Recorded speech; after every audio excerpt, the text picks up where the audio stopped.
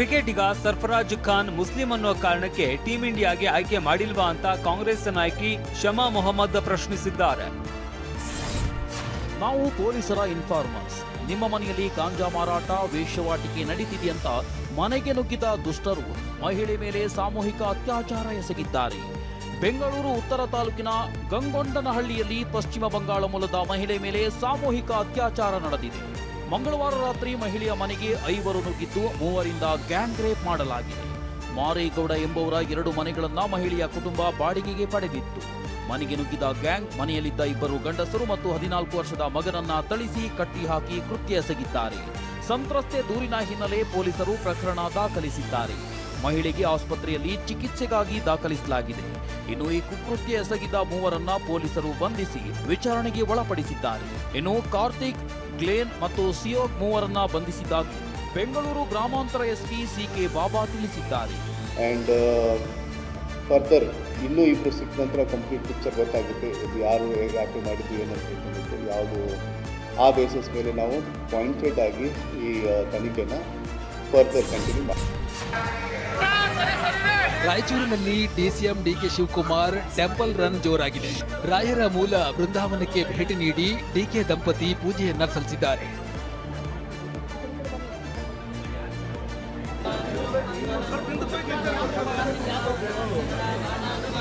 ಇನ್ನು ಪಂಚಮುಖಿ ಆಂಜನೇಯ ದೇವಸ್ಥಾನಕ್ಕೆ ಭೇಟಿ ನೀಡಿದ ಡಿಸಿಎಂ ಪುಷ್ಪಾರ್ಚನೆ, ವೇದ ಮಂತ್ರ ಪಠಣ, ಅಭಿಷೇಕದಲ್ಲಿ ಭಾಗಿಯಾದರು. ಪೂಜೆ ಬಳಿಕ ಮಾತನಾಡಿದ ಡಿಸಿಎಂ, ನಾನುಂಟು ಆಂಜನೇಯ ಉಂಟು.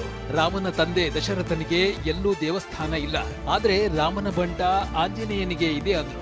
ದಶರಥ ಮಹಾರಾಜನ ದೇವಸ್ಥಾನ ಇದೆ, ಆದ್ರೆ ರಾಮನ ಬಂಟ ಆಂಜನೇಯನ ದೇವಸ್ಥಾನ ಇದೆ. ನಾನುಂಟು ಆಂಜನೇಯ.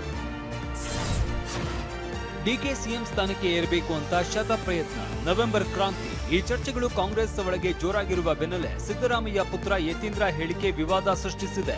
ಬೆಳಗಾವಿಯ ಕಪ್ಪಲಗುದ್ದಿಯಲ್ಲಿ ಕಾರ್ಯಕ್ರಮವೊಂದರಲ್ಲಿ ಮಾತನಾಡಿದ ಯತೀಂದ್ರ, ಸಚಿವ ಸತೀಶ್ ಜಾರಕಿಹೊಳಿ ಮಾದರಿಯಾಗಿ ನಮ್ಮನ್ನ ಮುನ್ನಡೆಸುತ್ತಾರೆ ಎಂದು ಬಿಟ್ಟಿದ್ದಾರೆ. ಈಗ ಇನ್ನೇನು ರಾಜಕೀಯ ಕೊನೆಗಾಲದಲ್ಲಿದ್ದಾರೆ, ಅವರ ರಾಜಕೀಯ ಬದುಕಿನ ಕೊನೆ ಘಟ್ಟದಲ್ಲಿದ್ದಾರೆ. ಬೇಕು ಜಾರಕಿಹೊಳಿ ಅವರು ಅಂತ ಒಂದು ಜವಾಬ್ದಾರಿಯನ್ನು ವಹಿಸ್ಕೋತಾರೆ. ಕಾಂಗ್ರೆಸ್ ಪಕ್ಷ ಸಿದ್ಧಾಂತ ಕೆಟ್ಟುಕೊಂಡು ಎಲ್ಲ ರಾಜಕಾರಣಿಗಳಿಗೆ, ಯುವ ನಾಯಕರಿಗೆ ಅವರ ಮಾದರಿಯಾಗಿ ಮುನ್ನಡೆಸ್ತಾರೆ ಅನ್ನೋ ನಂಬಿಕೆ ನನಗಿದೆ. ನವೆಂಬರ್ 2ರಂದು ಕಲಬುರಗಿಯ ಚಿತ್ತಾಪುರದಲ್ಲಿ ಪಥ ಸಂಚಲನಕ್ಕೆ ಅನುಮತಿ ಕೋರಿ ಹೈಕೋರ್ಟ್ ಸೂಚನೆಯಂತೆ ಆರ್ಎಸ್ಎಸ್ ಅರ್ಜಿ ಸಲ್ಲಿಸಿದೆ. 500ರಿಂದ 600 ಜನ ಸೇರುವ ನಿರೀಕ್ಷೆ ಇದೆ ಎಂದಿದೆ. ಇದರ ಬೆನ್ನಲ್ಲೇ ಇದೇ ನವೆಂಬರ್ 2ಕ್ಕೆ ಪಥ ಸಂಚಲನಕ್ಕೆ ಅವಕಾಶ ಕೊಡುವಂತೆ ಭೀಮ್ ಆರ್ಮಿ ಕೂಡ ಕೋರಿದೆ. ಆದರೆ ಭೀಮ್ ಆರ್ಮಿ ಪಥ ಸಂಚಲನಕ್ಕೆ ತಹಶೀಲ್ದಾರ್ 8 ಅಂಶಗಳ ವಿವರಣೆ ಕೇಳಿದ್ದಾರೆ. ಪಥ ಸಂಚಲನದಲ್ಲಿ ಎಷ್ಟು ಜನ ಭಾಗಿಯಾಗ್ತಾರೆ, ಕಲ್ಯಾಣ ಮಂಟಪದ ಅನುಮತಿ ಪತ್ರ ಸಲ್ಲಿಸಿಲ್ಲ, ಚಿತ್ತಾಪುರ ಬಿಟ್ಟು ಉಳಿದ ಭಾಗಗಳಿಂದ ಎಷ್ಟು ಜನ ಭಾಗವಹಿಸುತ್ತಾರೆ, ಭೀಮ್ ಆರ್ಮಿ ಸಂಘದ ನೋಂದಣಿ ಪತ್ರ ನಮೂದಿಸಿಲ್ಲ, ಪಥ ಸಂಚಲನದ ಆರಂಭ ಮುಕ್ತಾಯದ ಸ್ಥಳ ನಮೂದಿಸಿಲ್ಲ. ಈ ಬಗ್ಗೆ ವಿವರಣೆ ಕೊಡಲು ಸೂಚಿಸಿದ್ದಾರೆ.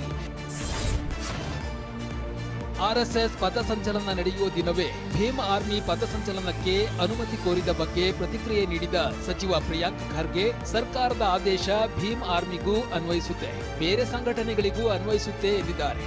ನೋಡಿ, ಈ ಮೊನ್ನೆ ಭೀಮ್ ಆರ್ಮಿಯವರು ಇರ್ಬೋದು, ದಲಿತ ಪ್ಯಾಂಥರ್ ಅವರು ಇರ್ಬೋದು, ಇನ್ನು ಕೆಲವು ಸಂಘಟನೆಗಳು ಇಲ್ಲಿ ನಿಮ್ಮ ಚಾಮರಾಜನಗರ, ಮೈಸೂರಿನಲ್ಲೂ ಕೂಡ ಹೇಳಿದ್ದಾರೆ, ನಮಗೂ ಅವಕಾಶ ಕೊಡಿ, ನೀಲಿ ಶರ್ಟ್ ಹಾಕ್ಕೊಂಡು ದೊಣ್ಣೆ ತಗೊಂಡು ನಾವು ಪಥಸಂಚಲನ ನಾವು ಮಾಡ್ತೀವಿ ಅಂತ. ಆರ್ಎಸ್ಎಸ್ ವಿರುದ್ಧ ಪರಿಷತ್ ಸದಸ್ಯ ಡಿಕೆ ಹರಿಪ್ರಸಾದ್ ತೀವ್ರ ವಾಗ್ದಾಳಿ ನಡೆಸಿದ್ದಾರೆ. ಆರ್ಎಸ್ಎಸ್ನವರು ದೇಶಭಕ್ತರಲ್ಲ, ದ್ವೇಷಭಕ್ತರು ಅಂತ ಹರಿಪ್ರಸಾದ್ ಕಿಡಿಕಾರಿದ್ದಾರೆ. ದೇಶಭಕ್ತಿ ಅಂದ್ರೆ ಏನಂತ ಹೇಳಿ, ದೇಶಭಕ್ತಿ ಅಂತ ಅದಕ್ಕೆ ಹೇಳಿದ್ದು ತ್ರಿವರ್ಣ ಧ್ವಜಕ್ಕೆ ಗೌರವ ಕೊಡ್ತಕ್ಕಂಥದ್ದು, ದೇಶಭಕ್ತಿ ಅಂದರೆ ಅಶೋಕ ಸ್ತಂಭಕ್ಕೆ ಗೌರವ ಕೊಡ್ತಕ್ಕಂಥದ್ದು, ಈ ದೇಶದಲ್ಲಿ ಇರ್ತಕ್ಕಂಥ ಸಂವಿಧಾನಕ್ಕೆ ಗೌರವ ಕೊಡ್ತಕ್ಕಂಥದ್ದು, ಈ ದೇಶದ ರಾಷ್ಟ್ರಗೀತೆಗೆ ಗೌರವ ಕೊಡ್ತಕ್ಕಂಥದ್ದು. ಈ 3ಕ್ಕೂ ಸಹ ಗೌರವ ಕೊಡೋದಿಲ್ಲ. 52 ವರ್ಷಗಳ ಕಾಲ ಇವರು ತ್ರಿವರ್ಣ ಧ್ವಜವನ್ನು ಆರಿಸೇ ಇಲ್ಲ ಅಂದರೆ ಅದು ದೇಶಭಕ್ತರು ಅಂತ ಹೇಳಲಿಕ್ಕಾಗುತ್ತಾ? ಇವರು ದ್ವೇಷಭಕ್ತರು. ಇನ್ನು ಆರ್ಎಸ್ಎಸ್ ನೋಂದಾಯಿತ ಸಂಘಟನೆ ಅಲ್ಲ, ನಾಳೆ ಏನಾದರೂ ಅವಘಡ ಆದಾಗ ಇವರು ಜವಾಬ್ದಾರಿ ಹೊರಲ್ಲ ಅಂತ ಹರಿಪ್ರಸಾದ್ ಹೇಳಿದ್ದಾರೆ. ಪರಿಷತ್ ಸದಸ್ಯ ಬಿಕೆ ಹರಿಪ್ರಸಾದ್ ಆರ್ಎಸ್ಎಸ್ ಅನ್ನ ತಾಲಿಬಾನ್ಗೆ ಹೋಲಿಸಿದ್ದಾರೆ.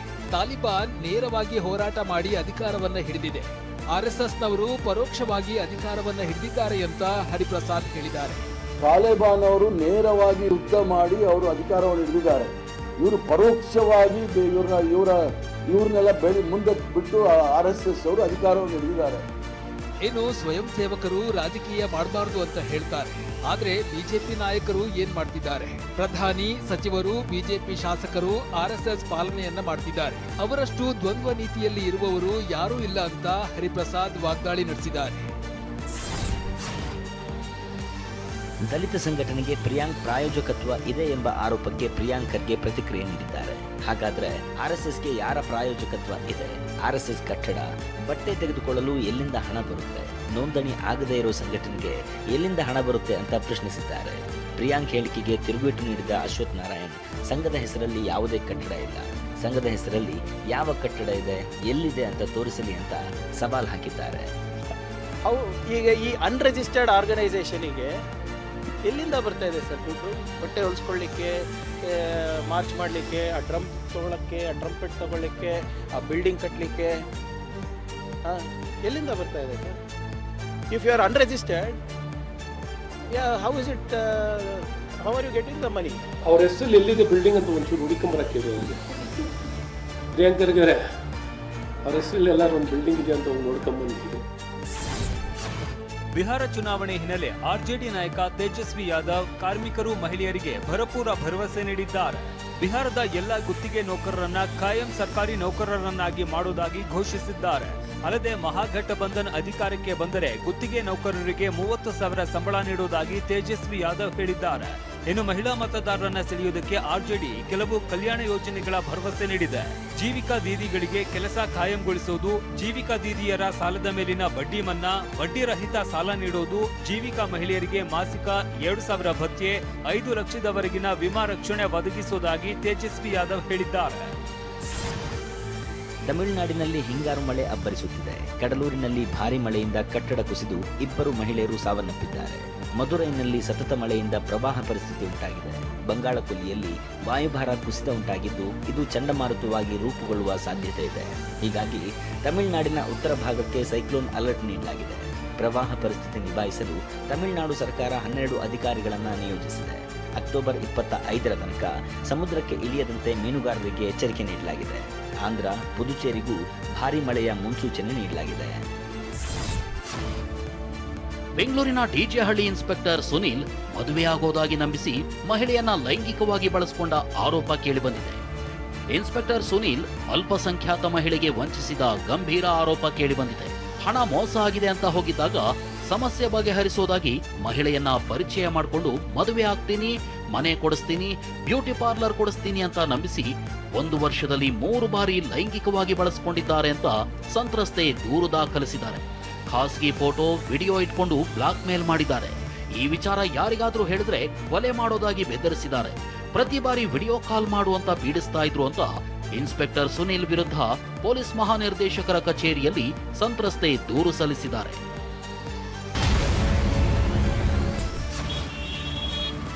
ಬೆಂಗಳೂರಿನಲ್ಲಿ 50ಕ್ಕೂ ಹೆಚ್ಚು ಆಟೋ ಚಾಲಕರಿಗೆ ಸೈಬರ್ ಕ್ರೈಮ್ ದುಷ್ಟರು ವಂಚಿಸಿದ್ದಾರೆ. ಆನ್ಲೈನ್ನಲ್ಲಿ ಆಟೋ ಬುಕ್ ಮಾಡಿ ವೃದ್ಧರನ್ನ ಪಿಕಪ್ ಮಾಡುವಂತೆ ಹೇಳ್ತಾರೆ. ಬಳಿಕ ವೃದ್ಧರಿಗೆ ಬರಲಾಗಲ್ಲವೆಂದು ಕತೆ ಹೇಳುತ್ತಾರೆ. 2,000 ರೂಪಾಯಿ ಆನ್ಲೈನ್ ಪೇಮೆಂಟ್ ಮಾಡಿದ್ದಾಗಿ ಸ್ಕ್ರೀನ್ ಶಾಟ್ ಕಳಿಸಿ ಬಳಿಕ ಆಟೋ ಚಾಲಕರಿಗೆ 1,000 ರೀಫಂಡ್ಗೆ ಬೇಡಿಕೆ ಇಟ್ಟು ವಂಚನೆಗೆ ಯತ್ನಿಸಿದ್ದಾರೆ. ಕಾವೇರಿ ಸೇರಿದಂತೆ ರಾಜ್ಯದ 12 ನದಿಗಳು ನೀರು ಕುಡಿಯಲು ಯೋಗ್ಯವಲ್ಲವೆಂದು ಮಾಲಿನ್ಯ ನಿಯಂತ್ರಣ ಮಂಡಳಿ ಆಘಾತಕಾರಿ ಅಂಶ ಹೊರಹಾಕಿದೆ. 12 ನದಿಗಳ ನೀರು ಸಂಗ್ರಹಿಸಿದ್ದ ಕೆಎಸ್ಪಿಸಿಬಿ 32 ಕಡೆ ಪರೀಕ್ಷೆಗೆ ಒಳಪಡಿಸಿತ್ತು. 12 ನದಿಗಳ ನೀರಿನಲ್ಲೂ ಆಮ್ಲಜನಕದ ಕೊರತೆ ಇರುವುದು ಪತ್ತೆಯಾಗಿದೆ. ವರ್ಷಕ್ಕೊಮ್ಮೆ ಬಾಗಿಲು ತೆರೆಯುವ ಹಾಸನಾಂಬೆ ದೇಗುಲ ಸಾರ್ವಜನಿಕ ದರ್ಶನಕ್ಕೆ ತೆರೆಬಿದ್ದಿದೆ. ಕೊನೆ ದಿನ ಭಕ್ತ ಸಾಗರವೇ ಹರಿದು ಬಂದಿದೆ. ಈವರೆಗೆ 26 ಲಕ್ಷಕ್ಕೂ ಅಧಿಕ ಭಕ್ತರು ದರ್ಶನ ಪಡೆದಿದ್ದಾರೆ.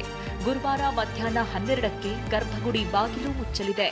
ಈ ಬಾರಿ ಪ್ರಸಾದ ಟಿಕೆಟ್ನಿಂದ 22 ಕೋಟಿಗೂ ಹೆಚ್ಚು ಆದಾಯ ಸಂಗ್ರಹವಾಗಿದೆ. ಶಾಲೆ ಖಾಸಗೀಕರಣ ವಿರೋಧಿಸಿದ್ದ ಕೇಂದ್ರ ಸಚಿವ ಕುಮಾರಸ್ವಾಮಿ ಶಿಕ್ಷಕರ ವೇತನಕ್ಕಾಗಿ 25 ಕೋಟಿ ರೂಪಾಯಿ ಡೆಪಾಸಿಟ್ ಇಡುವ ಭರವಸೆ ಕೊಟ್ಟಿದ್ರು. ಈಗ ಯಾವುದೇ ಸಹಾಯವಿಲ್ಲದೆ ಶಾಲೆ ನಡೆಸಲು ಆಡಳಿತ ಮಂಡಳಿ ಇಕ್ಕಟ್ಟಿಗೆ ಸಿಲುಕಿದೆ. ಎಚ್ಡಿಕೆ ಕೊಟ್ಟ ಮಾತು ಉಳಿಸಿಕೊಳ್ಳುವಂತೆ ಮೈ ಶುಗರ್ ಅಧ್ಯಕ್ಷ ಗಂಗಾಧರ್ ಆಗ್ರಹಿಸಿದ್ದಾರೆ. ಕೇರಳಕ್ಕೆ ಬಂದ ರಾಷ್ಟ್ರಪತಿ ದ್ರೌಪದಿ ಮುರ್ಮು ಇದ್ದ ಹೆಲಿಕಾಪ್ಟರ್ ಲ್ಯಾಂಡಿಂಗ್ ವೇಳೆ ಹೂತು ಹೋಗಿದೆ. ಪತ್ತನಂತಿಟ್ಟದ ಪ್ರಮದಂ ಕ್ರೀಡಾಂಗಣದಲ್ಲಿ ಹೊಸದಾಗಿ ಹಾಕಿದ್ದ ಕಾಂಕ್ರೀಟ್ನಲ್ಲಿ ಹೆಲಿಕಾಪ್ಟರ್ ಸಿಲುಕಿತ್ತು. ಬಳಿಕ ಕಾರ್ನಲ್ಲಿ ಶಬರಿಮಲೆಗೆ ತೆರಳಿ ರಾಷ್ಟ್ರಪತಿಗಳು ಇರುಮುಡಿ ಹೊತ್ತು 18 ಮೆಟ್ಟಿಲೇರಿ ಅಯ್ಯಪ್ಪನ ದರ್ಶನ ಪಡೆದರು. ಬೆಳಕಿನ ಹಬ್ಬ ದೀಪಾವಳಿಯಂದೇ ಬಾಲಿವುಡ್ ಸ್ಟಾರ್ ಜೋಡಿ ದೀಪಿಕಾ ರಣಬೀರ್ ತಮ್ಮ ಮಗಳು ದುಬಾಳ ಮುಖ ರಿವೀಲ್ ಮಾಡಿದ್ದಾರೆ. ಬಂಗಾರ ಪ್ರಿಯರಿಗೆ ಗುಡ್ ನ್ಯೂಸ್, ದರ ಇಳಿಕೆ. ಚಿನ್ನದ ದರದಲ್ಲಿ ಇಳಿಕೆಯಾಗಿದೆ. ಬೆಂಗಳೂರಿನಲ್ಲಿ ನಿನ್ನೆ 11,970 ರೂಪಾಯಿ ಇದ್ದ 1 ಗ್ರಾಂ 22 ಕ್ಯಾರೆಟ್ ಚಿನ್ನದ ಬೆಲೆ ಇಂದು 11,540ಕ್ಕೆ ಇಳಿದಿದೆ. 24 ಕ್ಯಾರೆಟ್ನ 1 ಗ್ರಾಂ ಚಿನ್ನದ ಬೆಲೆ ನಿನ್ನೆ 13,058 ರೂಪಾಯಿ ಇತ್ತು. ಇಂದು 12,589 ರೂಪಾಯಿ ಆಗಿದೆ.